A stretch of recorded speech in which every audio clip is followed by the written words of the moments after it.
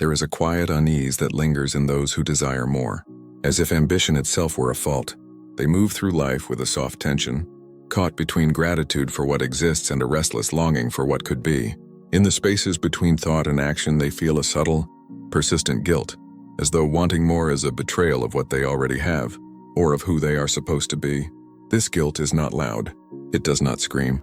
It whispers, shaping choices, shadowing joy, and coloring even small victories with self-doubt. It is a paradox, a craving for growth paired with the fear of selfishness. To understand this tension is to trace the delicate line where human desire meets conscience, where longing becomes moral questioning, and where the simple act of wanting begins to feel like an emotional transgression. There is a subtle moment, almost imperceptible, when a person first notices the friction between what they have and what they want. It may arrive as a quiet sigh in the evening, a hesitation before answering a question about their dreams, or a lingering thought that they should be content with what life has already given. The guilt is soft, almost courteous, wrapping itself around desire like a shadow that refuses to lift. They feel it in small ways, lingering doubts, a sense of selfishness, or a tiny pang of embarrassment for imagining something more. This is not the dramatic guilt of wrongdoing. It is the muted kind, insidious in its subtlety. A person might hold back from asking for a raise, fearing they are ungrateful. They might decline a new opportunity, thinking it would be too much, or that they don't deserve it. Even joy becomes tempered by hesitation, as if celebrating an aspiration were itself an act of betrayal. In these moments, longing feels like a moral misstep. The recognition of this pattern is often disorienting. For some, it emerges quietly in the mirror, noticing a flicker of dissatisfaction when others speak of ambitions, accomplishments, or desires. They compare themselves silently, wondering why the thought of wanting more carries such weight. For others, it appears in solitude during late-night hours, when the mind wanders to possibilities, when the imagination whispers of untaken paths. That whisper awakens a dual sensation, excitement and shame intertwined. These early signals are rarely dramatic, yet they are persistent. A fleeting thought like, "I wish I had more," is met with an immediate internal judgment. You should be grateful. You have enough. The mind enforces its quiet discipline, reminding them of their supposed duty to accept life as it is. What follows is a self-conscious weighing of worth. If desire exists, does it reveal a flaw in character? If ambition stirs, does it signal selfishness? The emotional response is complex, a mixture of longing, self-doubt, and subtle anxiety. Recognition is not a single event, but a process. It is in noticing the pause before making a decision, the restraint before pursuing opportunity, the soft echo of "should I?" that marks the arrival of this inner awareness.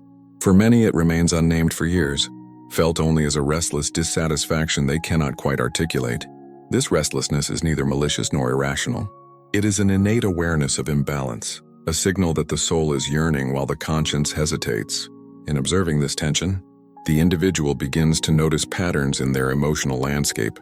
They see how gratitude and guilt are intertwined, how desire is policed internally, and how small victories are shadowed by a quiet self-questioning. It is a delicate awakening and acknowledgement that wanting more is not inherently wrong, yet it has long been experienced as a violation of some internal moral code. Recognition is the first step, and it is also the most fragile. It requires honesty, a willingness to observe without judgment, and the courage to notice that longing itself can feel like a transgression. This chapter is not about resolving the tension. It is about noticing it, naming it silently, and acknowledging the duality that exists within all who feel guilty for wanting more. The restless heart is not weak, it is alert. It signals the beginning of a journey, one that will trace the origins of guilt, unravel its mechanisms, and eventually explore the possibility of harmony between desire and conscience. Recognition is quiet, intimate, and often solitary, yet it is profoundly human. It is the first step toward understanding the invisible weight that desire carries, and it is here, in this moment of gentle awareness, that the journey truly begins. Guilt rarely emerges from nothing. It is born in the quiet architecture of early life, woven into the messages we receive long before we can articulate desire. A child who reaches for more, a toy, attention. Recognition is sometimes met with praise, but often with caution. Be grateful for what you have. Gratitude becomes a moral duty, and the act of wanting begins to carry an unspoken warning. Over time, these early cues crystallize into an internalized rule. To desire too much is to risk being selfish, unworthy, or morally flawed. Family, culture, and society each contribute threads to this complex tapestry.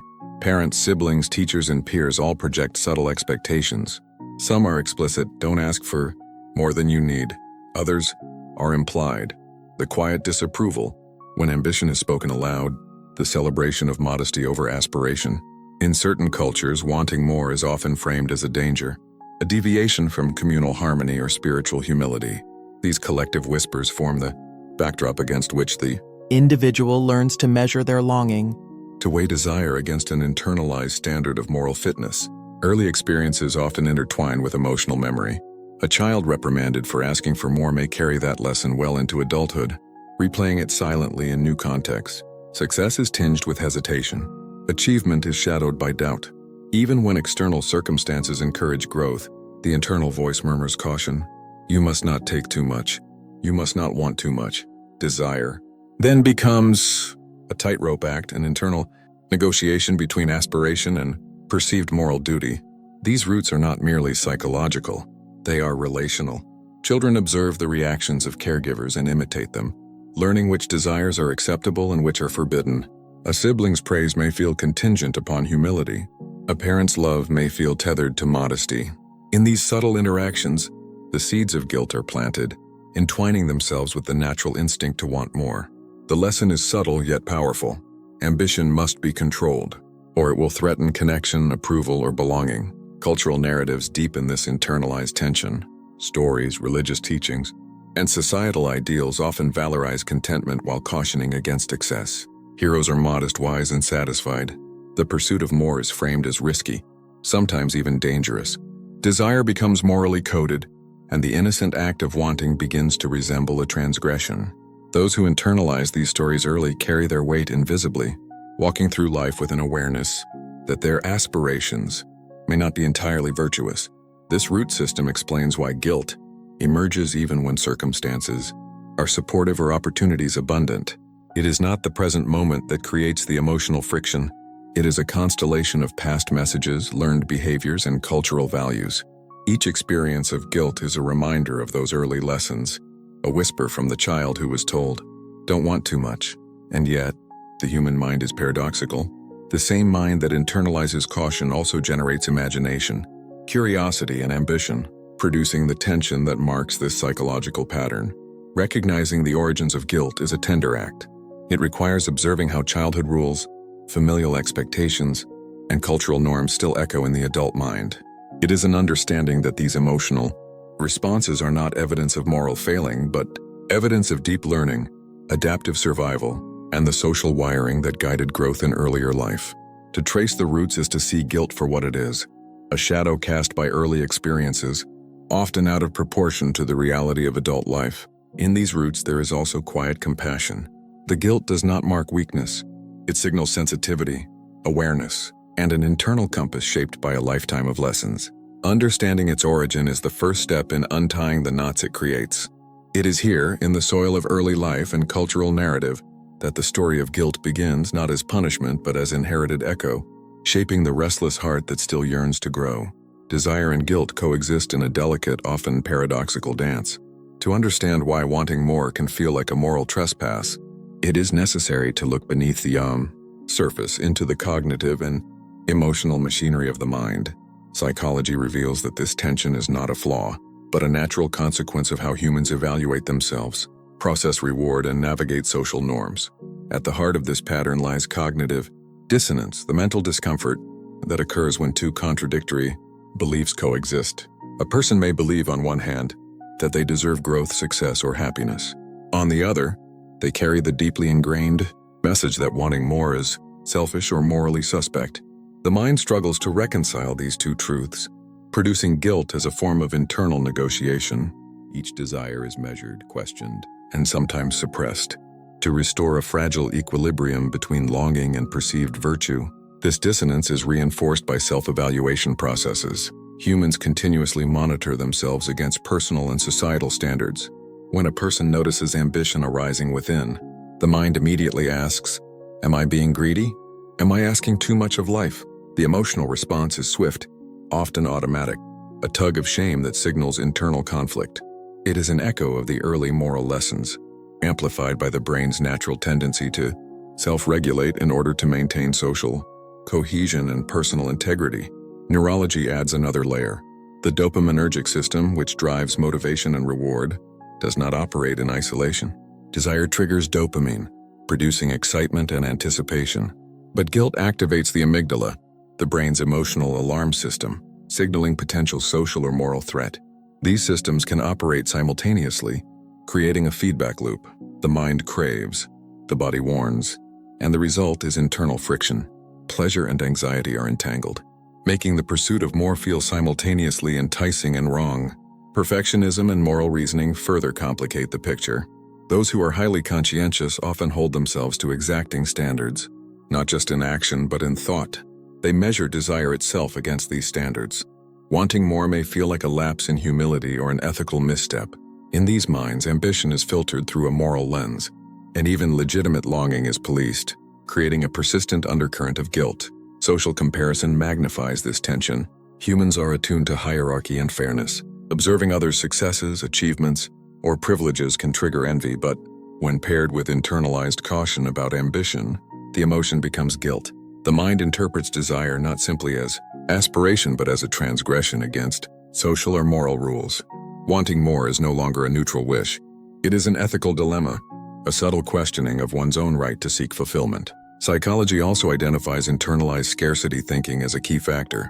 When early experiences suggest that resources, love, attention, recognition are limited, desire becomes risky.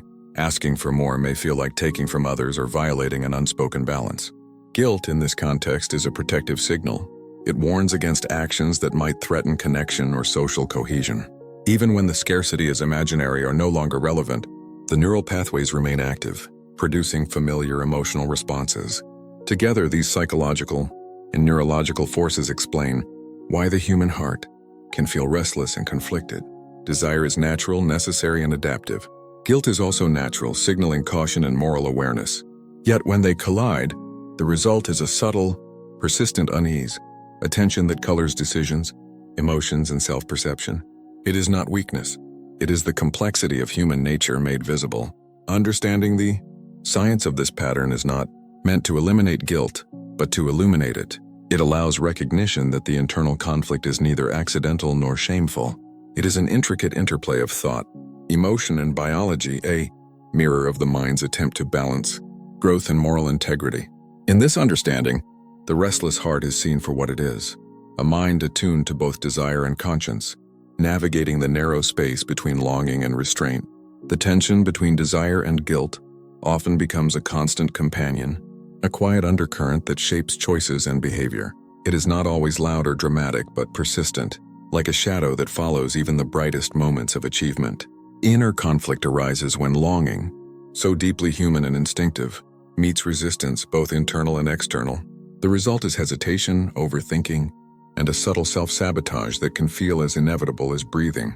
This resistance is rarely conscious at first. A person may notice themselves delaying decisions, questioning every aspiration before taking action. They may rationalize their restraint with thoughts like, "I should be satisfied with what I have," or "this might be selfish or greedy." Yet beneath these rationalizations lies a deeper, emotional layer, the tug of guilt that refuses to be ignored. It whispers doubts in moments of hope and excitement, making ambition feel risky or even wrong. Prolonged inner conflict manifests in ways both small and profound. Opportunities may be avoided, relationships navigated cautiously, and personal achievements understated. Even joy is tempered by restraint. There is a constant internal negotiation. Desire seeks expression. Conscience demands caution. This negotiation can exhaust the mind, leaving it perpetually vigilant and self-critical. Every thought of wanting more becomes a subtle moral calculation. The paradox intensifies because desire does not disappear when resisted. Suppressing it often magnifies its emotional weight. The mind notes the conflict, generating anxiety and restlessness that can permeate daily life. A simple aspiration, a new project, a promotion, a creative pursuit may trigger disproportionate hesitation. Each potential action is measured against an internalized moral ledger, and every imagined excess becomes a question of self-worth. Resistance also shapes relationships. When a person feels guilty for wanting more, they may downplay their ambitions in the presence of others. Sharing dreams can feel like boasting or transgression. There is a fear of judgment, rejection, or being perceived as greedy, yet the silence itself reinforces the guilt, creating a cycle where internal restriction and external modesty feed each other. Desire is kept private, not because it is shameful in reality, but because it has been conditioned to feel so. The inner conflict is often accompanied by a quiet self-criticism. The mind rehearses moral scenarios. Am I being fair? Am I asking for too much? Will I upset the balance? These rehearsals are exhausting precisely because they are endless. No aspiration is ever entirely free of scrutiny. Even successes are analyzed for their ethical implications, their potential to overreach or unbalance what is perceived as deserved. Guilt and longing exist together, inseparable yet opposed. This tension is heightened by perfectionism and the fear of regret. A person may delay pursuing opportunities, worried that the desire to do more will later appear excessive, selfish, or unwise. They hesitate at the threshold of possibility, aware that action may bring both fulfillment and self-reproach. Inner conflict is, in essence, a liminal space, a place between yearning and moral caution, a psychological waiting room where desire waits for permission it rarely receives. Yet this resistance is not purely destructive. It reflects a deep sensitivity to self, others, and context. It signals an awareness of consequences, a careful weighing of moral and social impact. The struggle is painful precisely because it is conscientious. In observing the resistance, one begins to see it as a form of internal dialogue, a conversation between parts of the self that care about both growth and ethical integrity. Inner conflict is both the weight and the signal of a restless heart. It shapes experience, molds choices, and defines the emotional texture of daily life. To live with this tension is to navigate a landscape of longing and caution, where each step is measured and every desire is quietly questioned. The challenge is profound, but within it lies the first glimmer of understanding. Resistance, when observed with compassion, becomes a doorway rather than a prison. There comes a moment, sometimes sudden, often subtle, when the restless heart begins to recognize the patterns that have shaped it for decades. The guilt that has hovered over ambition, whispering caution at every step, begins to be seen for what it truly is, a learned response, not a moral verdict. Awareness is the hinge of transformation. It does not erase desire, nor does it dissolve guilt. It illuminates the space between them, revealing that longing and conscience can coexist. This turning point often begins with reflection. A person may notice their hesitation, their repeated self-limiting patterns, and finally ask a quiet question. Why do I feel wrong for wanting what I need? The inquiry itself is significant. It shifts attention from external morality to internal understanding. Guilt, once unquestioned and automatic, becomes a signal to be observed rather than a command to obey. In this observation lies liberation. The awareness often arrives through contrasts. Seeing others pursue ambitions without visible guilt may trigger a revelation. Desire is not inherently selfish. Witnessing kindness alongside ambition in others, or recognizing personal achievements in themselves, helps dissolve the false equivalence between wanting and wrongdoing. The mind begins to perceive desire as natural, even essential, and guilt as a guide, not a jailer. Psychologically, this turning point is a shift in perspective. Cognitive patterns that automatically equated ambition with immorality are challenged. Internal dialogues change from judgment to curiosity. I feel guilt. What does it tell me about my past, my values, my fears? Rather than suppressing desire, the individual begins to trace its origins, observe its impulses, and understand the ways guilt has historically influenced choices. This metacognitive awareness softens the intensity of internal conflict. Emotional experience also transforms. The chest tightness, the hesitation, the quiet self-reproach, they become recognizable, manageable. Guilt is no longer an invisible authority. It is a companion, a voice that can be heard without dictating action. Longing, too, is reclaimed as a legitimate part of the self. The tension does not vanish completely, but it becomes a rhythm rather than a burden, a dialogue rather than a confrontation. For some, the turning point is sparked by concrete events, reaching a milestone, experiencing loss, or witnessing life's impermanence. For others, it emerges quietly, through self-reflection, journaling, or conversations that explore emotional depth. Regardless of the trigger, the essence of this moment is the same: recognition that desire and morality are not enemies, that wanting more does not equate to betrayal. Integration begins as the mind experiments with boundaries. They test the waters, pursuing a goal, acknowledging ambition, speaking of dreams aloud. Each small act confirms a growing understanding. It is possible to want more and remain aligned with one's ethical or moral compass. Guilt is not banished, but it is contextualized. It becomes a signpost, not a blockade, a subtle reminder of values, rather than a condemnation of aspiration. This turning point carries profound relief. The restless heart no longer bears the silent weight of automatic self-reproach. Desire can coexist with integrity, ambition with empathy, longing with moral reflection. The realization itself is simple, yet radical. Guilt is a signal, desire is natural, and the two need not annihilate each other. In this recognition, the individual steps into a new emotional landscape, one where internal dialogue is guided by awareness, not fear. Here, at the threshold of change, the person encounters a quieter truth. The heart need not apologize for its restlessness. Awareness opens space for a gentle reconciliation between ambition and conscience. And in that space, the first hints of freedom are felt. A freedom born not of indulgence, but of understanding. Healing begins not with the elimination of guilt, but with its recognition and gentle acceptance. The restless heart, long accustomed to internal friction, slowly learns that desire need not be a transgression. Integration is the process of bringing together ambition and conscience, longing and compassion into a coherent emotional whole. It is not an instant transformation, but a series of small, deliberate awakenings, moments where understanding softens the sharp edges of self-reproach. The first step in integration is awareness without judgment. Instead of silencing desire, the individual observes it with curiosity. A wish for more is noted. Here is a longing within me. It is natural. It does not make me selfish. Guilt, too, is observed. Here is a voice warning me, reminding me of my values. It has wisdom, but it does not control me. In this dual observation, the mind learns that desire and conscience are not mutually exclusive, but complementary forces. Integration also requires reframing internal narratives. Past lessons that equated ambition with wrongdoing are revisited. The child who was cautioned against wanting more is seen through an adult lens. The guidance was protective, not punitive. Cultural and familial expectations are acknowledged for their influence, yet they are no longer absolute rules. By reframing the narrative, guilt loses its rigid authority and becomes a softer, more informative presence. Emotional regulation plays a critical role.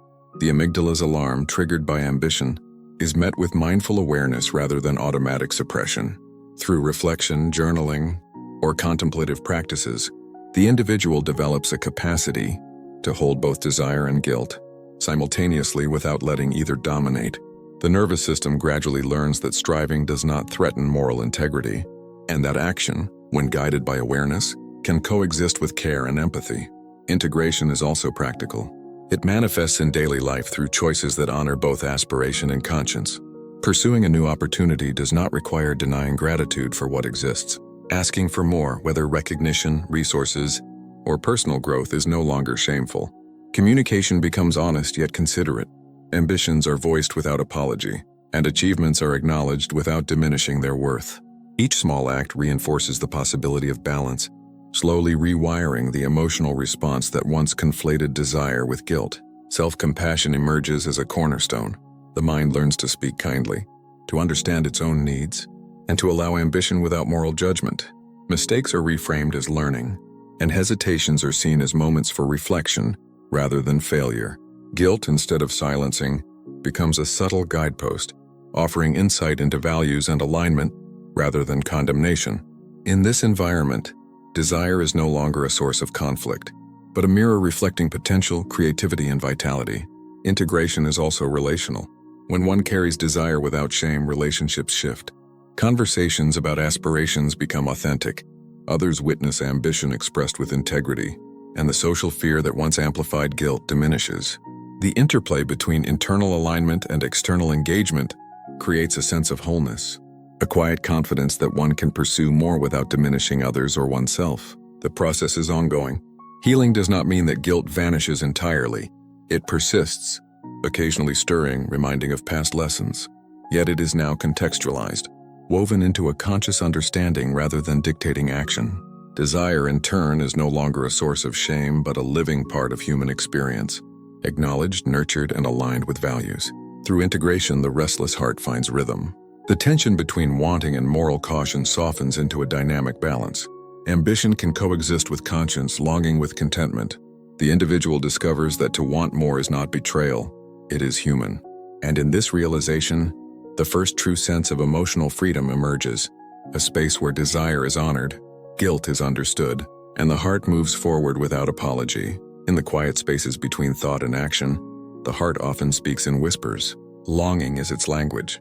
It is soft, persistent, and profound, a reflection of human vitality, a reminder that life is not meant to be fully contained by what already exists. To want more is not transgression. It is evidence of awareness, curiosity, and the restless pulse of consciousness reaching toward possibility. Guilt, when it arises, is not a punishment but a shadow of care. It is the echo of early lessons, cultural values, and internalized norms, a voice that once protected and still reminds but no longer commands. Seen through the lens of reflection, guilt becomes a companion rather than a jailer, a signal rather than a verdict. It exists not to deny but to illuminate. The tension between desire and conscience is not a flaw. It is a hallmark of depth, of sensitivity, of the human condition. This tension mirrors the wider world. Every human heart carries a similar duality, a yearning to grow, to reach, to create, and a caution that tethers the soul to responsibility, ethics, or empathy. Even the most ordinary lives are shaped by this interplay, each choice a negotiation between longing and restraint. To witness it is to recognize that guilt for wanting more is universal, subtle, and deeply human. There is beauty in this paradox. The restless heart, once weighed down by invisible authority, gradually learns to move with grace. Desire becomes a river, flowing alongside conscience without overwhelming it. Achievements are savored, ambitions pursued, and aspirations spoken aloud, all while moral awareness remains intact. Freedom is not the absence of guilt, but the presence of understanding. Desire and conscience, once opposed, now coexist in rhythm. Poetic reflection reminds us that this journey is less about perfection than awareness. The heart that acknowledges its own longing does not do so carelessly. It does so with mindfulness, with reflection, and with empathy. Guilt is neither erased nor shamed. It becomes a subtle voice guiding without confining. It informs rather than limits. Desire is honored rather than feared. In embracing both, the individual experiences a profound transformation. An emotional landscape where ambition no longer feels like betrayal, where joy can exist without apology, and where the restless pulse of the heart is met with gentle understanding. Each longing becomes a thread in the tapestry of life, intertwined with values, history, and the quiet wisdom of experience. And so the human heart moves forward. It carries its desires with honesty, its guilt with clarity, and its ambitions with integrity. To want more is not weakness. It is life itself, curious, striving, imperfect, and beautiful. In this balance lies the quiet dignity of being human. A life that honors both the pull of possibility and the weight of conscience. A life that moves tenderly yet boldly through the world. The journey of guilt and desire, from quiet recognition to integrated understanding, leaves a lingering truth. Longing is natural. Ambition is neither shameful nor greedy, and the heart, in all its restless complexity, is worthy of its own compassion. In this reflection, one sees the depth of human experience, not as a problem to solve, but as a landscape to witness, to honor, and to inhabit fully. And in the stillness that follows, there is a gentle clarity. To feel, to want, and to grow is not betrayal. It is the essence of being alive.